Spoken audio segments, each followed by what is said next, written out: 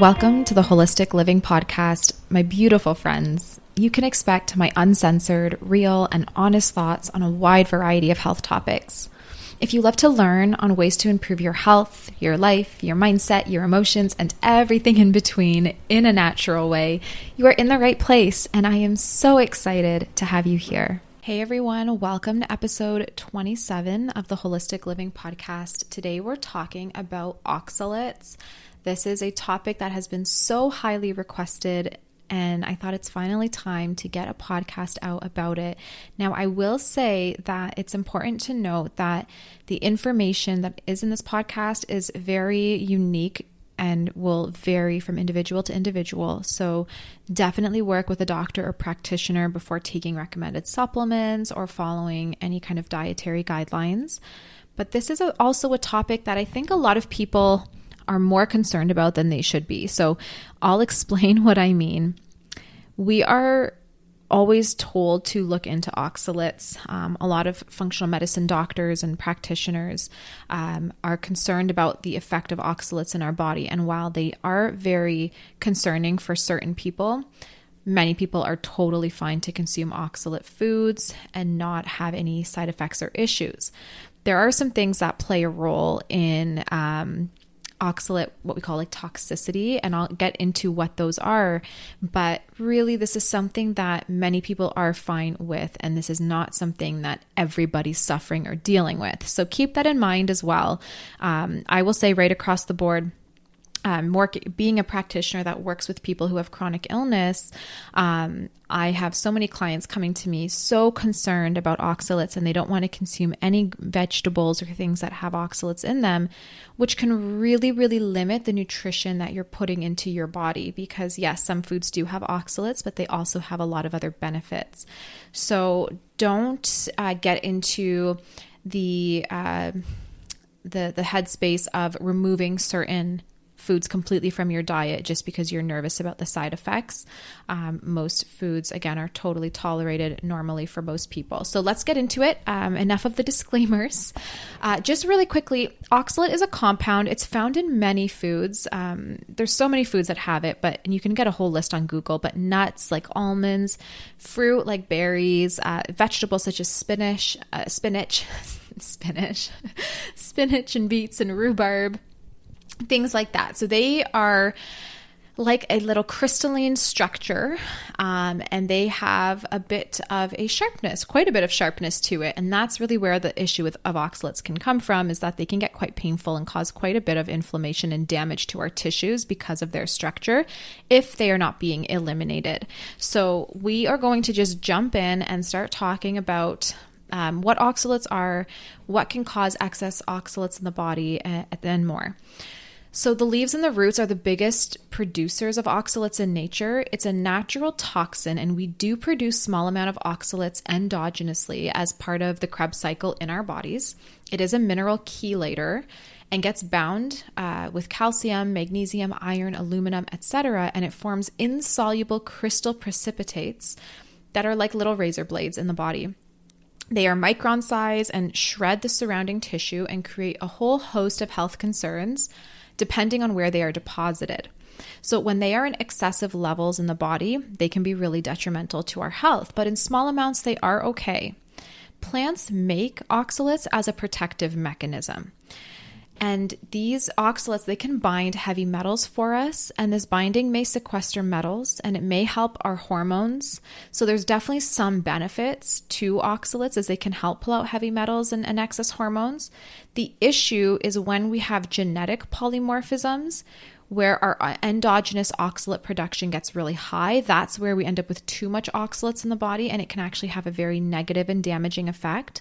Or if we have major gut health issues, then we're going to be absorbing a lot of oxalates from the gut through our food into the bloodstream, again, elevating our oxalate levels. So what causes excess oxalates in the body?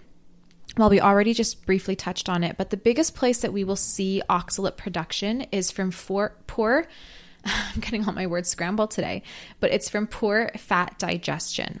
So from inadequate bile flow is one of the reasons. These undigested fats will get bound with the dietary minerals in the gut and then excrete unused minerals along with the fats.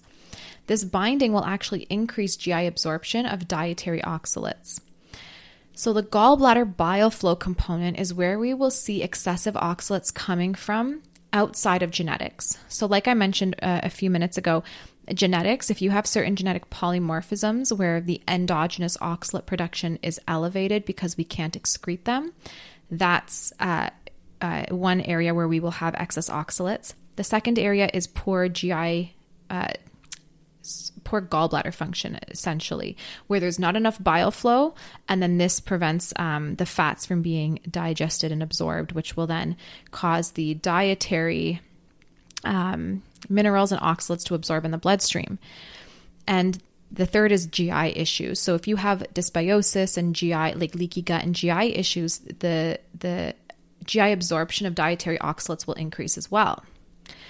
The fourth area is an overconsumption of oxalates. So in someone who is consuming a lot of oxalates and also has leaky gut, then they're going to have excess oxalates in the body. Now, another area, the fifth area, so we have genetics, we have poor gallbladder function, we have poor GI function, we also have excess oxalate intake into our diet. The other area is looking into mold. So mold, specifically the Aspergillus, there's an Aspergillus nigrum, but there's other ones as well. Specifically the Aspergillus species, they produce oxalates as a byproduct. So as well with the exposure to Aspergillus, having that in our body, we have that oxalate production that they're producing.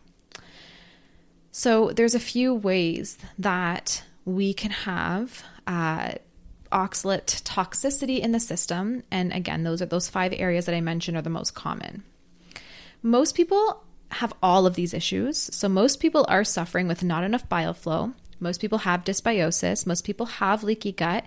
And then many of these people also have genetic polymorphisms and mold toxicity. So oxalate issue is an issue for many people. That being said, again, there are a lot of people who can really eat and enjoy oxalates and have no issue. And we're going to break it down further. So there are what we call primary and secondary hyperoxaluria. So hyperoxaluria is having too many oxalates in the body. Primary hyperoxaluria, it has 2 sets of SNPs. So this is your genetically driven hyperoxaluria. So if people have primary hyperoxaluria, it's genetically driven typically. And this is where you have 2 sets of SNPs and that are most associated with this condition. There's the AGXT and then there's HOGO1. These are 2 drivers for primary hyperoxaluria. So if you have this condition, these genetic SNPs, and you need to be very careful with supporting your body to excrete excess oxalates because you're producing more endogenously. And we'll come back to that and how we can do that. Secondary is not hardwired in our genetics. So it doesn't mean that you're for sure going to have issues with oxalates, but rather it comes from other places. We mostly see people with secondary hyperoxaluria. Okay, so most people do not have the genetic SNP. So most people who have too many oxalates in the body, it's coming from those other sources like mold toxicity, poor gallbladder function, leaky gut, too many oxalates in the diet, whatever it may be. Now, kidney stones are the most recognized form of oxaluria. So 60 to 80% of stones are calcium oxalate stones. This can cause a lot of pain and do a lot of damage to the kidneys, the bladder, the urethra, while excreting the crystals out of the urinary tract. So oxalates are very difficult to see, and because of this, they don't form on imaging. You can't really see them on imaging, I should say, until they form large precipitates. So we have a lot of sulfite receptors in our connective tissue, and therefore usually joint pain, muscular pain, etc., will occur in people with high oxalate. So not just kidney issues, but you can also experience joint and muscular pain. Another thing you might notice is cataracts. Certain ones are associated with high oxalates, including sty formation. So oxalates in the lungs can also cause primary fibrosis or COPD. So that's another symptom you might notice. And men may have an enlarged and inflamed prostate as a result of high oxalate levels. So the symptomatology is very dependent on where the oxalate precipitates are. We may even see oxalate-induced anemia if oxalate is binding to iron and pulling it out of our hemoglobin production. So because it's a chelator for metals and minerals, if you are anemic and you're like, I'm taking so much iron, but I'm just not having an increase, it could be that the oxalates are binding to it and then therefore pulling it out of our production. So generally we're looking at, like, in terms of symptoms, we're looking at painful and inflammatory conditions. So anyone who's like, I have chronic pain, whether it's muscular, whether it's joint, anything like that, those are good indications that you might have oxalates. Oxalates will shred and destroy the mitochondria and interfere with the Krebs cycle at several different points, primarily at the B1 levels. So we might also see chronic fatigue type of presentations going along with elevated oxalates because there's a B1 and B6 deficiency. Okay, so are there different type of oxalates? Well, there are different types of oxalate precipitates. You have your oxalic acid. This is the one I want to talk about. This doesn't cause too many problems on its own, but when it binds to certain minerals or metals, then you might start noticing issues. If it binds to calcium, you might start seeing kidney stones. It can also bind to magnesium, pulling it out of circulation and then causing a magnesium deficiency as a result. We can also commonly see anemic situations. So again, it's pulling the iron out, making you more anemic. So if you have someone who is struggling with hyperoxaluria and eating a lot of tuna, like mercury fish, or other large fish, they may also hold on to a lot of mercury as they have the chelator in the system holding on to it. So people who have high oxalates not only will be maybe deficient in minerals and iron, things like that, but they might also be holding on to mercury, therefore making them have more mercury toxicity or other heavy metals. You may even see things like ovarian cysts, thyroid issues, calcifications on ovaries, fibroids from oxalates as well. There's a connections to associations with many conditions and oxalates in the scientific literature. Okay, so there's also a strong relationship, and this is probably the most important one for people with autoimmune. So I'll just start saying that right now. There's a very strong relationship between sulfates and oxalates. They are antagonistic compounds that have a back and forth relationship with one another, much like copper and zinc or sodium and potassium. So as we increase oxalic acid in the body, we push out sulfate. And as we increase sulfate, we decrease oxalates in the urine. So we need the sulfate to help us excrete oxalates. We also need sulfates in our body to help reduce inflammation, to help support the detox pathways, and so much more. So it's really important that if someone has high oxalates, to understand that they're going to most likely be deficient in sulfates and have these autoimmune flares. Oxalates hijacked the sulfate system. So sulfate is the fourth most abundant nutrient in the body, and we need it for so many things. The increase in oxalates not only has shredding mechanisms, but also causes decrease in sulfates, which will impact our hormones, as many hormones need to be sulfated. It might cause things like PCOS, endometriosis, as I mentioned earlier, uterine fibroids from shredding in the tissue. So the body's responding to the chemical shredding and dealing with hormonal dysregulation as a result. And the thyroid can become like a repository for oxalate crystals. The crystals will get embedded into tissue in the thyroid and then create systemic inflammation and dysregulate many body systems. So these are very important to realize when someone has an oxalate issue, that we're not just referring to gout or joint pain, that it can really become a hormonal issue and chronic inflammatory issue and drive the autoimmune process because of the deficiency in sulfates as a result, and so much more. Now, many people don't tolerate sulfur-containing compounds, so it can be hard to reintroduce like sulfur supplements like N-acetylcysteine or MSM or chondroitin, glutathione. So you always want to start at a super, super low dose as a side note. Now, oxalates can also be a trigger for mast cell activation as they trigger the muscles to create inflammation. And again, the less sulfur compounds we have in our body, the more the immune dysregulation can proceed. So more histamine we can have. So how do oxalates cause issues with structural integrity? Well, there's the Ehlers-Danlos syndrome. This is one that is really important to note that just through research, they have really kind of brought to light. So oxalates and sulfates, there's an important connection here. Sulfate is very important for our structural integrity, like specifically chondroitin sulfate. Genetics may play a role here that relate to sulfate and oxalates, such as collagen synthesis SNPs. There's a chondroitin sulfate SNP, the CHST3. So people who have this SNP don't form stable, healthy cartilage, especially around the spinal column. And people with mold toxicity develop mobility issues as the oxalates from the mold decrease sulfates in the tissue, and then we see progressive hypomobility progressing. If you have SIBO, you may see an imbalance in oxalate breaking down organisms, so it can cause overabsorption, especially if leaky gut is present. And this can cause us to overabsorb oxalates, but that's just a topic that I'll continue shortly. I want to spend a little bit more time in a moment going into what I touched on, a organism that helps us break down oxalates in the gut. So we'll circle back to that. But it's important to understand how having that sulfate deficiency, having the oxalate production can actually cause mobility issues, like in the Ehlers-Danlos syndrome.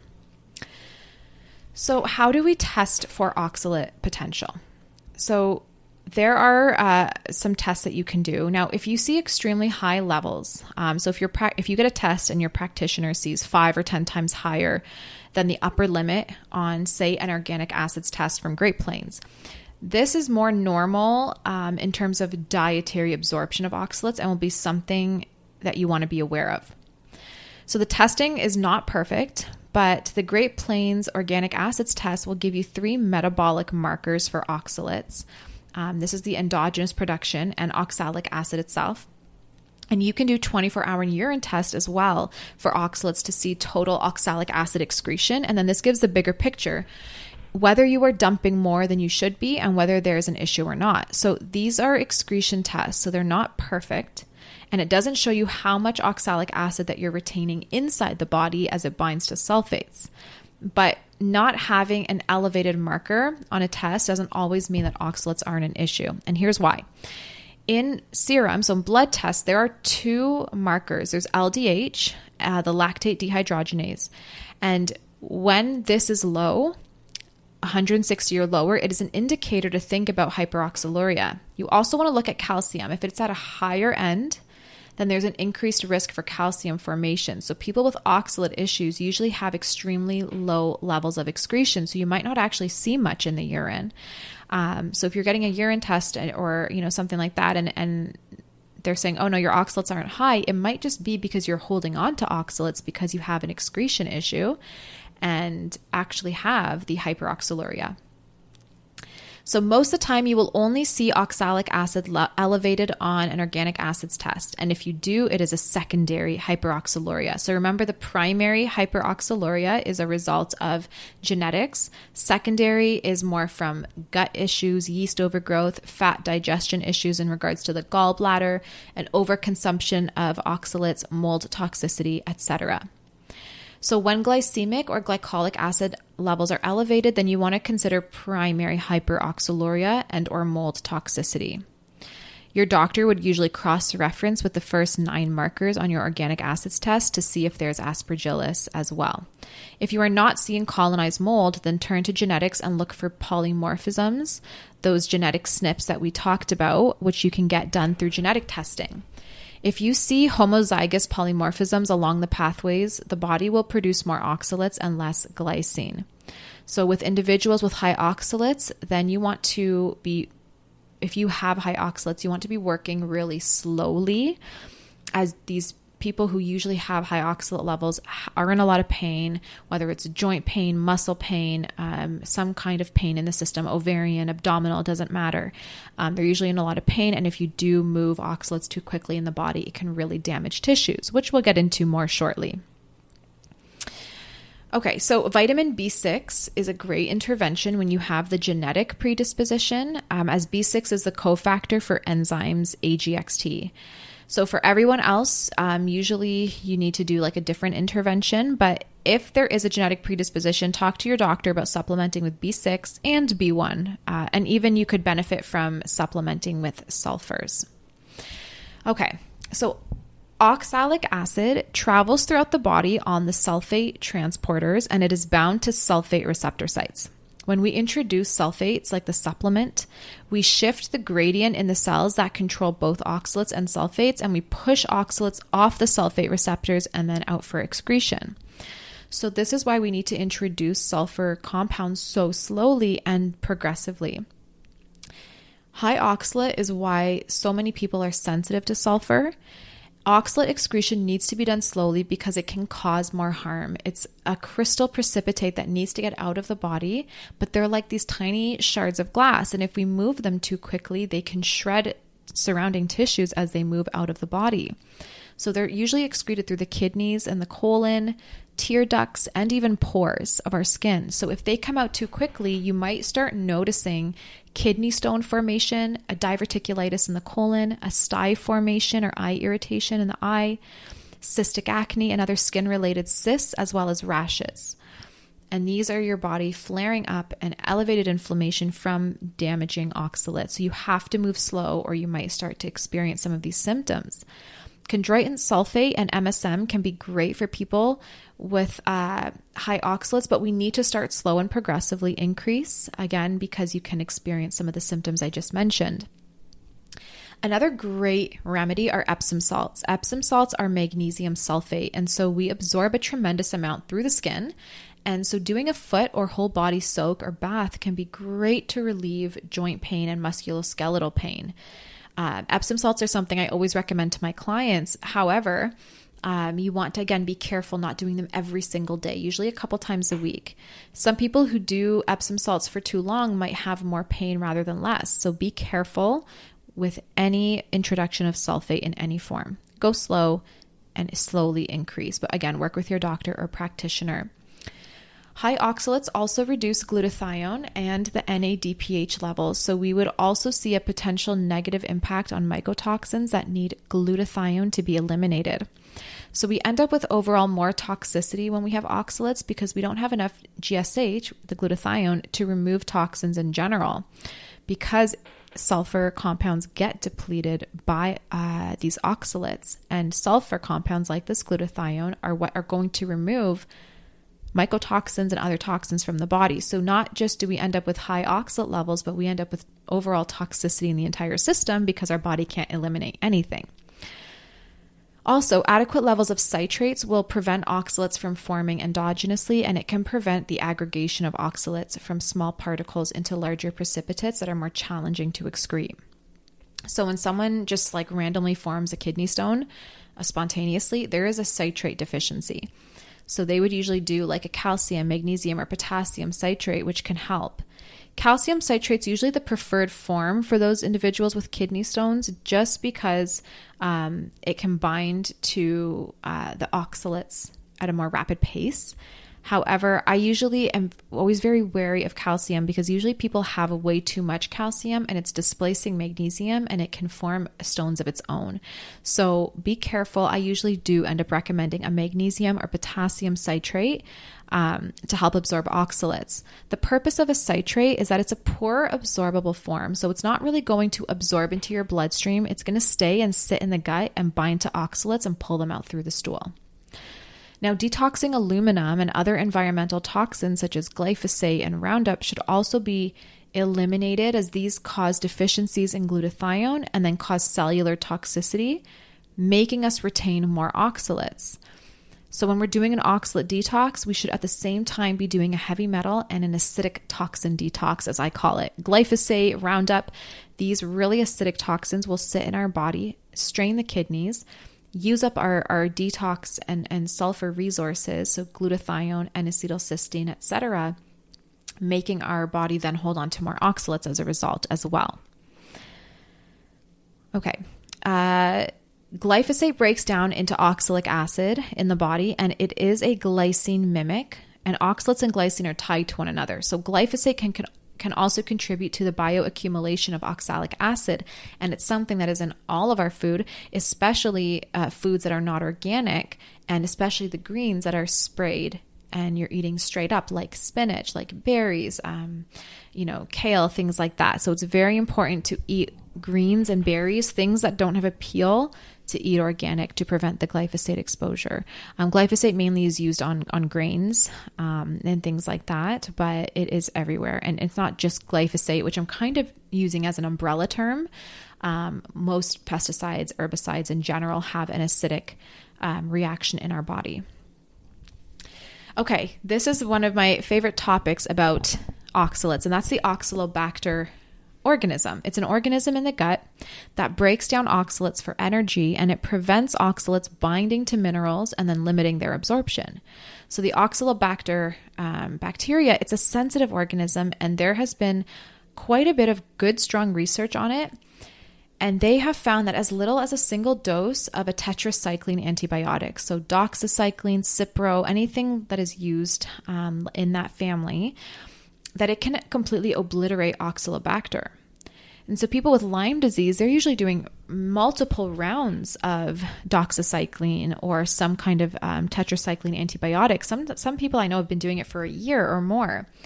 So it completely wipes out the Oxalobacter organism, making you unable to break down oxalates in the gut.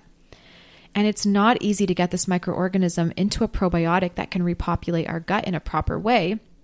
And so now individuals, say with Lyme disease, or individuals who have been on an antibiotic for a while, or even just a single dose, as the studies have shown, then they probably don't have much or any of the Oxalobacter bacteria. Therefore, any dietary oxalates you're consuming are going to absorb into the blood. They're not going to be broken down by this bacteria. So it's so important to make sure that we're supporting our gut. A stool test from Genova, I think it's called the GI Effects, it measures levels of the Oxalobacter in the gut. One thing you can do to slowly and surely increase the Oxalobacter is by taking a spore-based probiotic. It can help this microorganism kind of come back, rebound, as it provides a healthy microbial environment for this strain to thrive. Now, the spore-based don't usually contain Oxalobacter, but they help with reducing inflammation in the gut, strengthening the digestive system, and over time, through exposure, this microorganism can hopefully come back and repopulate our gut. At the same time, you want to be doing human strain as well, so we're building strong, healthy populations. Okay. So another thing that's important to note is, like Emily Guyver mentions, oxalates are a secondary mycotoxin. When she explains this, she's saying that they are a metabolic toxic byproduct from mold species. So Aspergillus, again, Niger, I never know how to say that, and other molds produce oxalic acid as a fermentation byproduct. So they proliferate inside of us, and then they produce high levels of this toxin, this oxalic acid. So the Aspergillus species, they can colonize in the lungs, especially if you live in a moldy home, have a wet basement, have mold in your bathroom, any kind of mold exposure, you're breathing that in. So they colonize the lungs and can damage the lungs because the oxalates produced are extremely damaging to our tissues, and they can quite literally damage the tissue of our lungs. The oxalic acid can trigger cancer and autoimmune conditions as well. So we need to watch out for ochratoxins and aflatoxins, but also oxalic acids too. I know a lot of people are always looking on tests and concerned about the aflatoxins and things from mold, but the Aspergillus species will also secrete those oxalic acids. So those are something to look out for as well, especially in Lyme disease and other mold-dominated conditions. So if you're living in a moldy house, like I said, you have a wet basement, building, wet school, anything like that, you can also get mold through food. Any kind of exposure to mold, it can colonize the gut, the lungs, and other hollow spaces of our system, vaginal tract, urinary tract, etc., causing toxicity. More people are dealing with mold toxicity than we can even realize, and mold creates fat malabsorption, which causes a host of issues for digestion, for our immune system, for hormones, hair, skin, nails, etc. So mold toxicity is usually a huge connection to oxalate production. Okay, so what can we do now? What diet do we do? What supplements do we take for oxalate toxicity? Well, there's honestly not a ton you need to do. If you are eating a lot of dietary oxalates that need to be reduced, you want to do it very slowly. You can't just cut oxalates out of your diet too quickly, or it will cause a lot of damage to your kidneys if oxalate dumping occurs too quickly. So essentially, if you try to rapidly make changes, your body's going to go through oxalate dumping and you're going to have a huge precipitates form in the kidneys and other areas, and you will be in excruciating pain. So you want to go slow and slowly decrease dietary oxalates by 5 to 10% each week, and also stay very hydrated. If you don't want to decrease your dietary oxalates, alternatively, instead of decreasing the oxalates through diet, you can add a dietary citrate, so calcium, potassium, or magnesium citrate, which will bind to oxalates in the digestive tract and prevent absorption into the body, and therefore excrete it through stool. So if you are like, well, I don't want to decrease my oxalates, but I also don't want them to absorb, then what you can do is take a citrate, which will bind to the oxalates from that meal and pull it out through your stool. If you have cloudy urine, just as a side note, this could be an indication that oxalates are being excreted, so that could be a good thing. But if you have burning with urination, increased urinary urgency, sandy bowel movements, blood in your urine from the shredding that occurs from oxalates, if you have kidney stones, kidney pain forming, any styes in your eyes forming, skin irritations, etc., that will start to occur, this can be a result of eliminating oxalates too quickly. So again, go really slow and start with either reducing by 5 to 10% each week your dietary oxalates or taking a dietary citrate.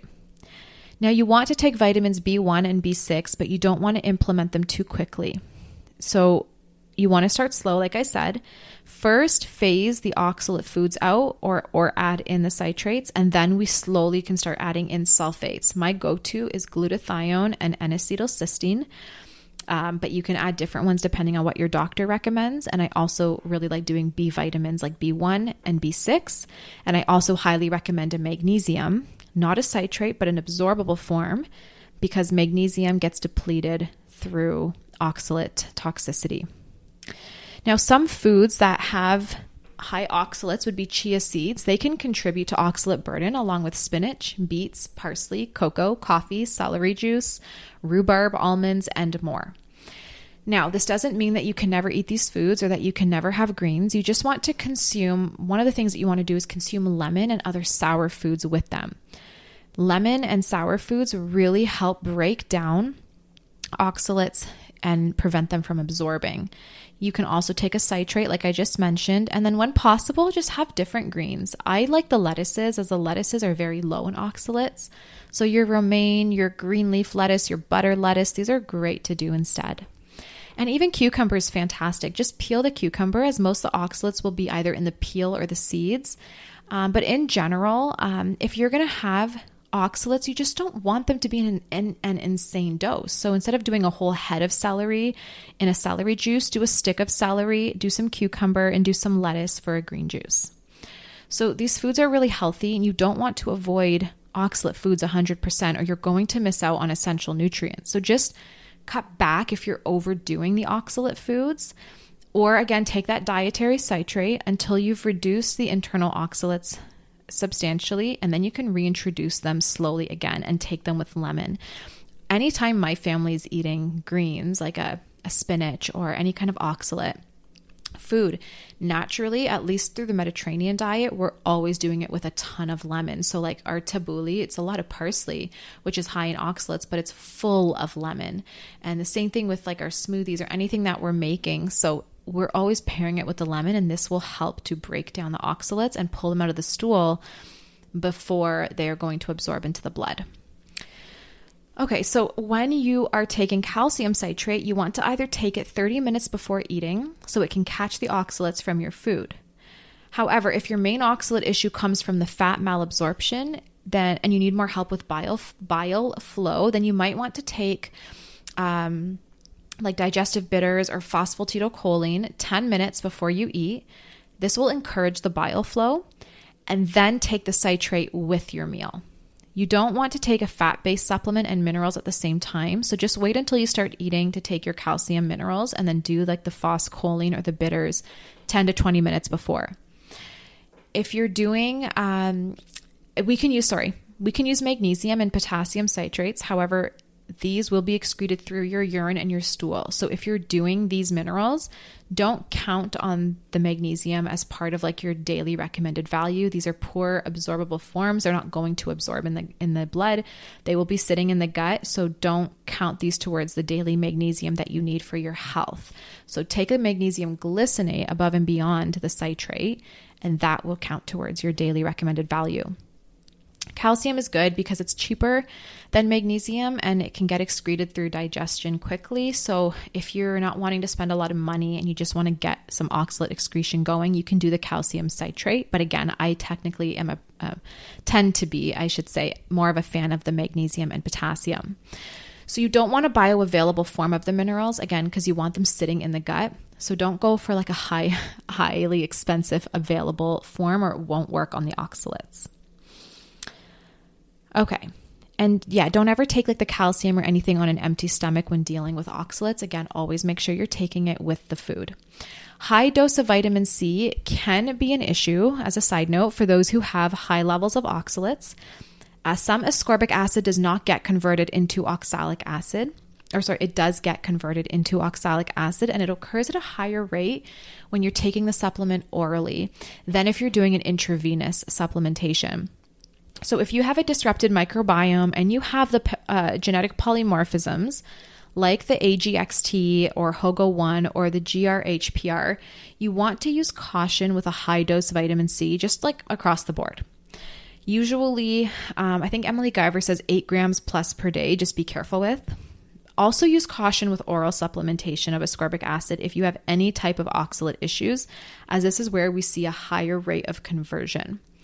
So if your oxalate issues are coming from the gut and they're not genetic issues, then IV vitamin C is likely okay. And you can also do, usually talk with your doctor first, but an ascorbyl palmitate, camu-camu, or a liposomal vitamin C. And these are usually the best way to go. Ascorbic acid specifically is where you might have some issues, so be careful with that one. And even in my practice, even if we know that no one has oxalate issues, I still prefer to do the liposomal vitamin C for them. I find that it's much better absorbable. It has a better effect, less damage on the gut or anything like that. So if you can, do like a liposomal or an IV vitamin C if you need it, and you should be okay. But again, check with your doctor or practitioner before taking the B vitamins and the sulfur compounds and the magnesium and all these things. So you're making sure that you're doing everything safely. I hope that this was educational though. And what I really want to get across here is that even people who have extremely high oxalate issues do not and should not cut out oxalates completely. This can again cause extreme issues. You want to just understand the purpose of oxalates, what they're doing in the body, and support your body so it can have healthy excretion, and do it safely and slowly. So just reduce your oxalates by 5 to 10% each week, or take a citrate with your oxalates. After you've done that for a little bit, you can slowly introduce the B1 and the B6 and some sulfur compounds, and you can also incorporate some magnesium if your doctor gives you the go-ahead. But do this really slowly, safely. Start taking some probiotics. And the goal here is, instead of doing a huge celery juice or consuming a huge amount of spinach, you want food rotation. So first of all, don't do the same things and the same greens every day. Enjoy some lettuces, have the celery and all the things, rotate the greens, make sure you're eating organic to avoid the sprays and the pesticides, and you should be okay. I know people who have completely avoided chia seeds and cut out like oxalate food groups altogether, and they are missing out on so many nutrients, but also can cause a lot of issues internally on their body as a result. So don't go cold turkey on anything, and don't ever feel the need to remove an entire food group. There's always benefits in nature to everything, and you just want to play smart and understand what's happening in the body and then make the right choices accordingly. I hope that this was educational, and I thank you for listening. I hope you have a beautiful day or night wherever you are listening from, and I'll talk to you in the next episode. Bye.